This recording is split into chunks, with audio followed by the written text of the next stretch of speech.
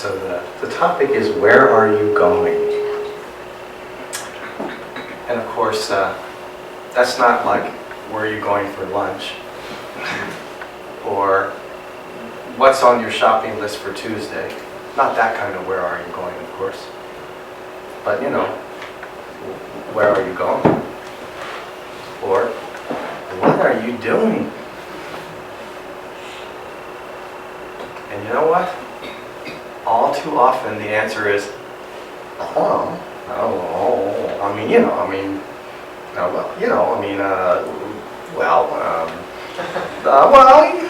it's like I'm trying to be a good person, and I'd like to have a life that doesn't like blow up in my face every day, and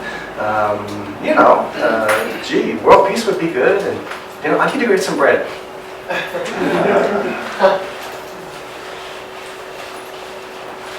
It's crucial that you know where you're going.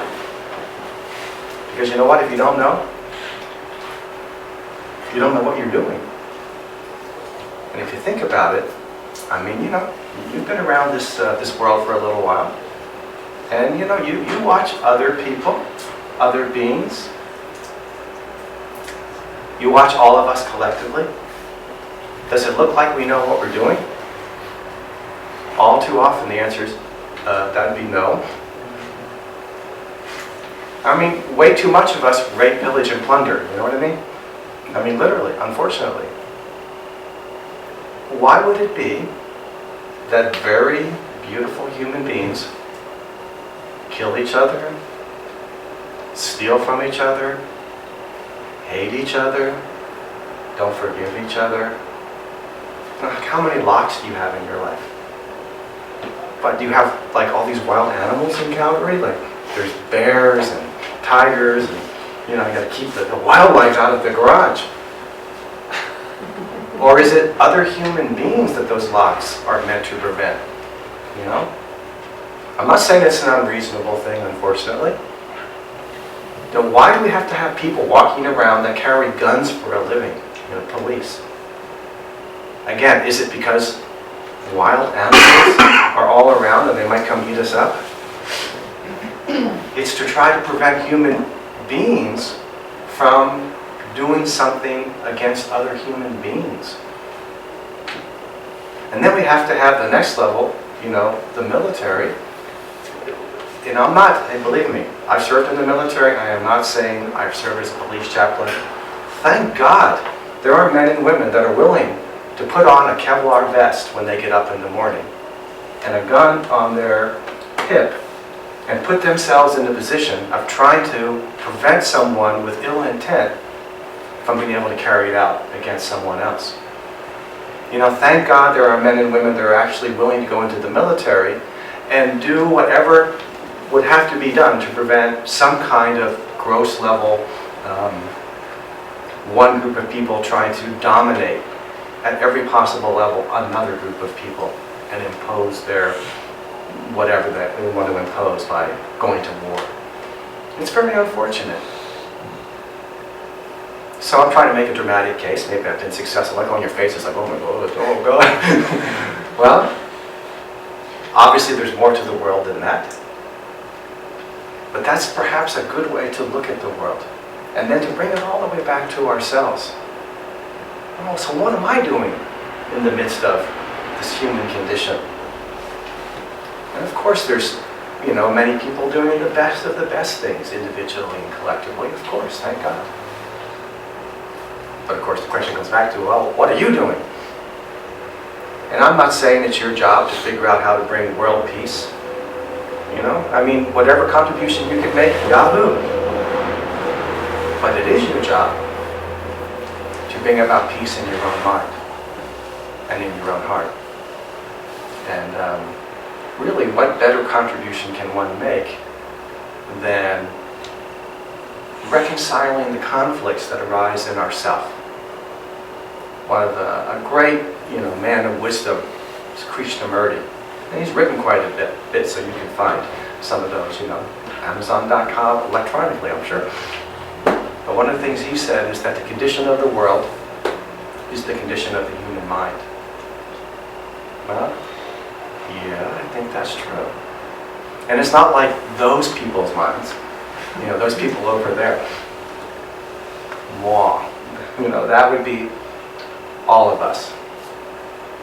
Because even people, that are gathered for a Sunday celebration to do with love, spirituality, the potential that we all have, you may have had a conflict or two in your mind arise, if you think about it.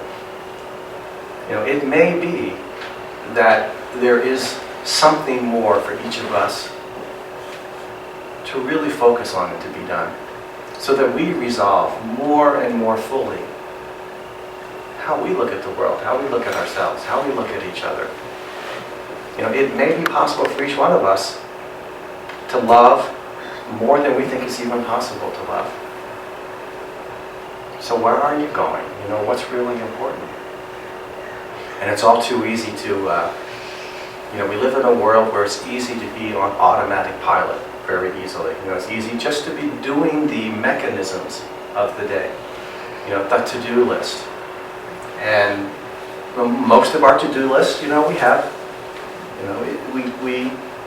we have very active lives, probably all of us, each in our own way. There's nothing wrong with that. It's a great thing. But we can easily get lost in it too. And even while we're smiling and going to the post office and go to the grocery store and go be with some friends and do the things that we do, maybe have career, employment, work, whatever we do, business, those things can be so all-encompassing that from the moment we wake up to the moment we go to sleep, we're completely engaged in all of that. But perhaps with not enough stepping back and asking ourselves, okay, in the midst of all of that, what am I doing? Where am I going? What am I up to? Who am I? Those are the spiritual questions. And it's so easy for the human mind to say, well, I'm a good person. I'm doing good things. I'm sure that's absolutely true. Yippee! But there's more. And the spiritual path is one that invites us not to just be, what's the best word? Not to just be average. And be an average good human being. Because we're not average. Every single one of us and all beings everywhere are each exceptional. But it takes exceptional focus to allow that true self to merge. So here's a little story. And sometimes stories tell things in a way that are better than just so many blah, blah, blah, blah, blah words. So this story goes back to, long ago and far away. All good stories. Long ago and far away. Which means they're right here and now and about each of us, right? So long ago, far away, right here, right now, each of us. So it seems like a young man grows up, and in this story, he grows up in the East. So his tradition is the Muslim tradition. And in fact, his father is the head mullah, so the head priest of a very large, very successful, very prominent mosque. So place of worship in the Muslim tradition. And so this young man, Nasruddin, grows up. And, his father is honored and loved and respected by literally thousands of people. And his father really wants Nasruddin as a young man, as he's growing up, to kind of to follow his footsteps. And he wants Nasruddin to train and study and become the next mullah, the next priest of this very wonderful mosque.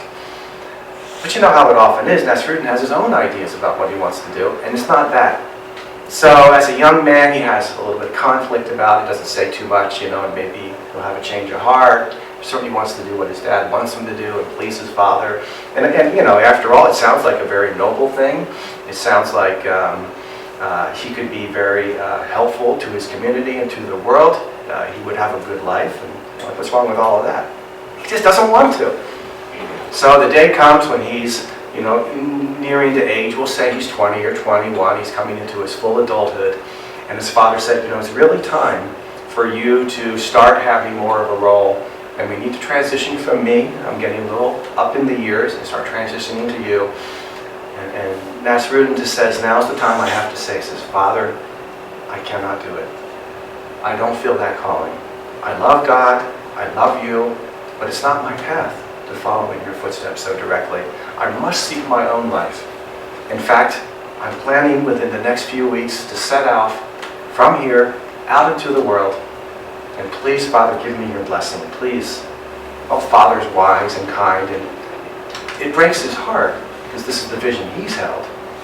But he says, Nasrudin, yes, you have my blessing. And in fact, I'm going to give you this very healthy donkey because you're going to need someone to carry all of your stuff as you go out into the lands. And I know he's your favorite donkey. You've been taking care of him. You've raised him.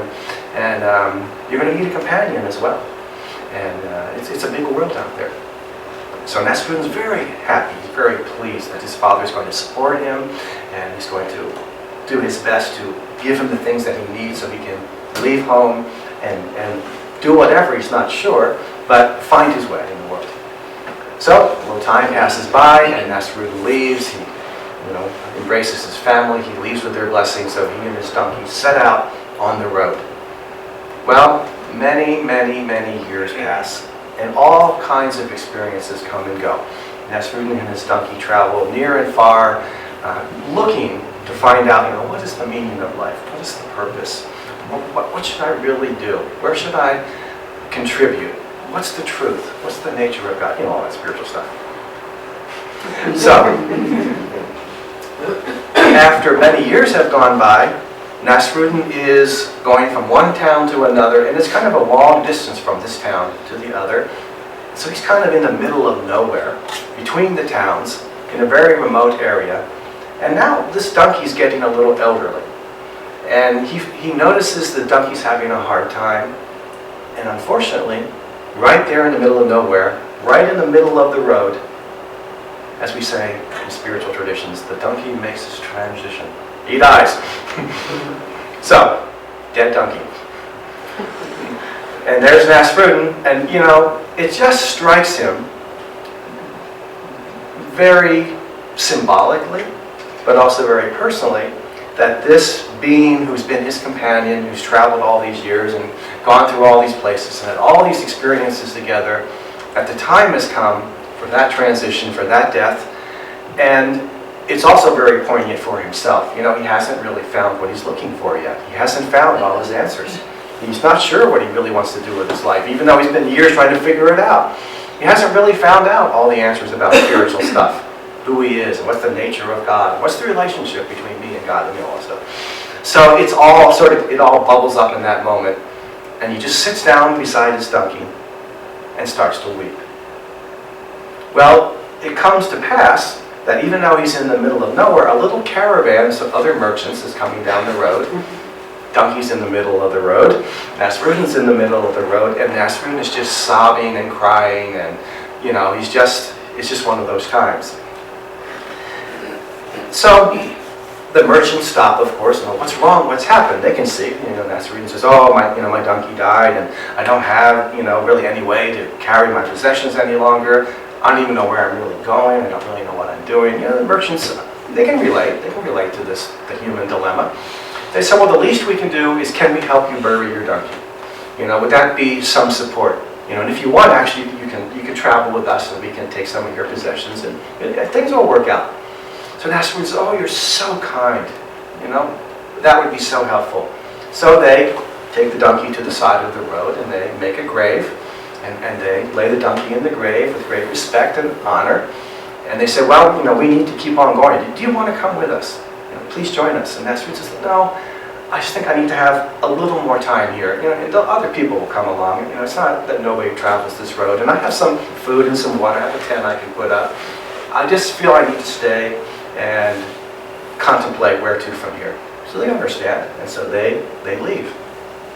So Nasrudin puts his little tent up, makes a little campfire, has dinner. He gets up in the morning, and he's sitting by the side of the donkey, and now, that strong emotion has passed, and he's just sort of contemplating his life. And he's sitting there, and another little group of merchants come by, and they're heading to the town, and they see this man sitting by a grave.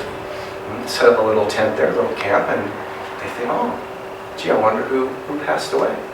And they see, and Nasrudin's kind of, he knows about spiritual practice. He's saying his prayers, doing a little meditation.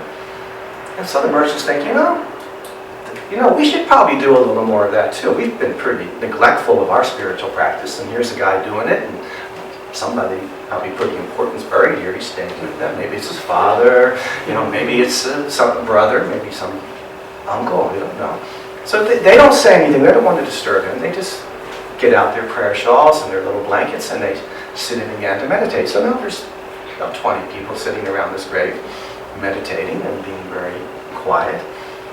Another band of merchants comes by, and they see 20 people sitting around this grave, and they all seem very immersed in spiritual practice, and they think to themselves, oh, we didn't know, that obviously some very, very important, perhaps a prophet, somebody, has been buried here, and obviously it's a very beneficial place to meditate. It's probably easier to meditate in the, when someone very prominent, someone very spiritual, so they get out their prayer shawls, And, word spreads to both towns on either side, because other people have gone by now. And next thing you know, people start coming, and they know that Nasrudin's kind of like the main person here. So they start bringing him food, and they start bringing him things, and they build him a little hut, because he's obviously like in charge of this important sacred site. And Nasrudin, he's doing this. At first doesn't know what's going on, but then he thinks, maybe he should say something. Well, people seem very peaceful, and they're bringing me food, and I didn't think they even knew my donkey, but it's okay, and let them have their I don't want to disturb them, or it's okay. So, well, next thing you know, some other merchants come and they begin to set up a little market, because people need, now there's more than 100 people, 200 people there a day, and they need a little bit of food, and need some water, and they, kind of build little tents, like people can little hostel there, they can come and stay, and well, the word, of course, grows, and the word, so years go by, and there's a huge mosque there. A huge mosque, thousands of people come, and the word goes around that this is a major pilgrimage site, that it's mysterious who's buried there, but it is the burial site of obviously something very spiritual and important. And, by this time, Nasrudin, much to his surprise, is the head mullah of the mosque. And, he thinks to himself, he prays about it, and he says, well, I can tell people it's just a donkey buried there, but why spoil it? It's so good. People are so happy. There's this is, this is the best that's ever happened. I feel such a sacred presence here, and blah, blah, blah. So years go by. Finally, someone brings a letter to Nasrudin, and his father is about to pass away. His father's on his deathbed back home.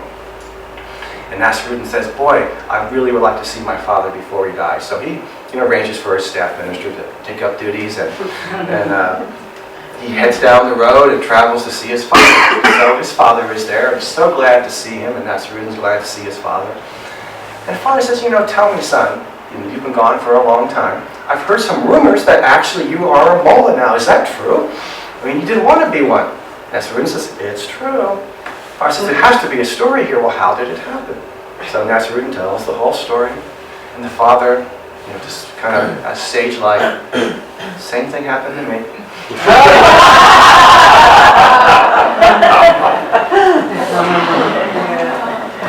there's a moral to the story, of course. The obvious moral is, don't worship at the temple of the donkey, because it's not the truth. On the other hand, did the people that worship there not experience whatever they experienced? If they were more peaceful there, were they not more peaceful? If they had the idea that something sacred was there and then they experienced sacredness, was that sacredness not real? Of course it was real. So on the other, of course, subtle teaching is the sacredness is actually in us. And it's not that we need to receive it from somewhere outside. Not that there aren't wonderful men and women and places that have a lot of great tradition and sacredness, but all that can really do is stimulate the sacredness inside of us. So when we contemplate, where am I going? What am I doing? What can I do that will help the world? And really, even more essentially, what can I do that will help me? How can I be in the experience of sacredness and completeness and wholeness? And obviously, if there was an easy answer, Nadine would have given it to you already. And you come here and you hear, whether it's Doug or Nadine or the other teachers or visiting people, hear innumerable ideas or teachings about all the things that help us contact our true nature, help us embody that, tools that help us implement that.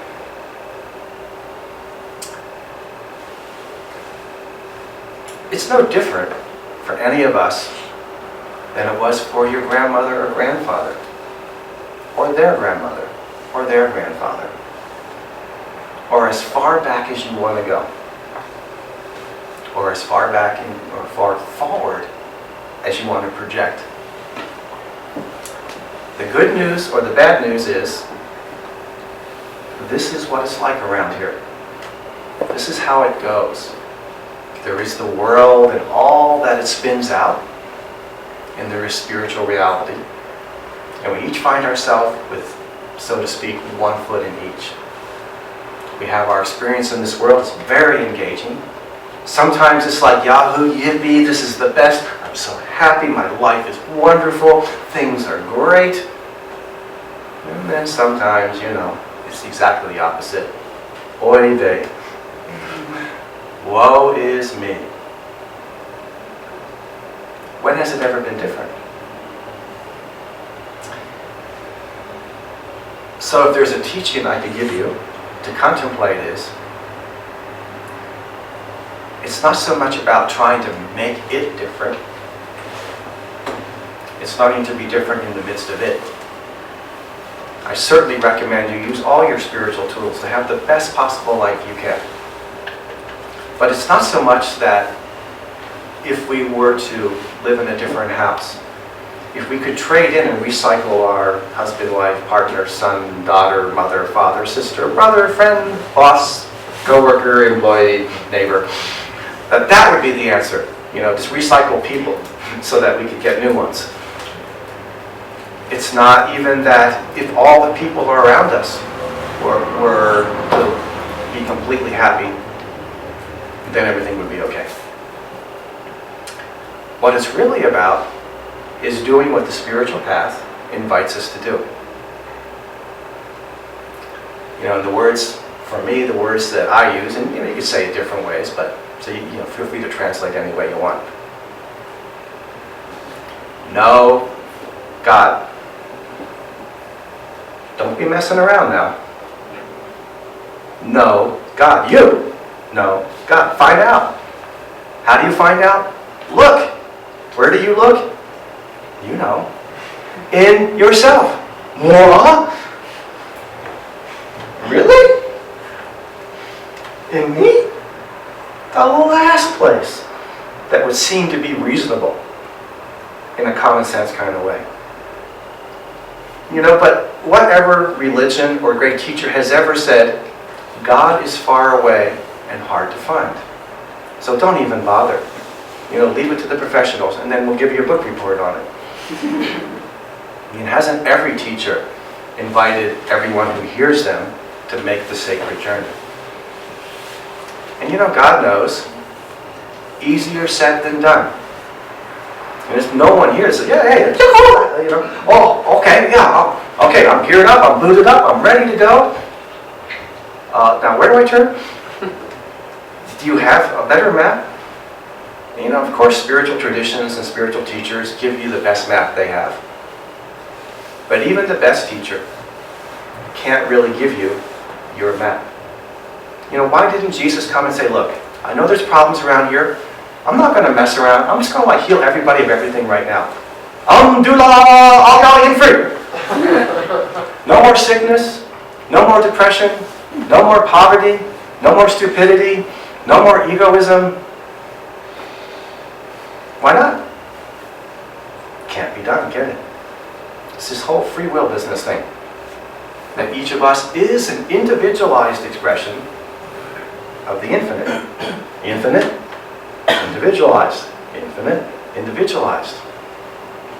So, it's really up to each one of us to unravel the mystery, not really even of God, but really of ourselves. So here's a hint. You have given birth to yourself.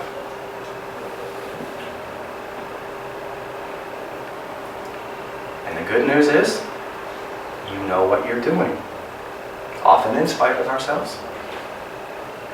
Even in spite of our doubts. You know what you're doing. And one of Don Miguel's main teachings is, you know, really, it's all okay. It's okay that countless souls take birth in this realm. They walk the path that is their own, interact with each other, create a world that looks just like it looks like, and yet each one is exquisitely, perfectly, without the slightest coincidence or accident on their journey. Another one of my teachers, Gramachi Vilasananda's teacher from the East, her comment one time was, you're given your destiny so that you can bear your free will. So destiny meaning unity. Where else are we going? Even if you don't want to go there, too bad on you. As if you had a choice. You know, people say, God's will be done. Yeah, like what else would there be? I mean, there is only that. We are that. People say, I want to do God's will. Do you think you have a choice? Like what other will would there be? How would you even come up with it? Who would it be that would have this other will? You know, there is only one. It's the beautiful mystery of ourselves. That God and the individual are the same thing in two different forms. The absolute and the relative. So I would invite you to, you know, if any of the words that I speak today speak to you, you know, to have the contemplation in yourself, in whatever form you would do that. Some journaling, some just thinking, taking a walk. You know, where am I going? And make sure that you know, make sure that spiritually you can answer that question.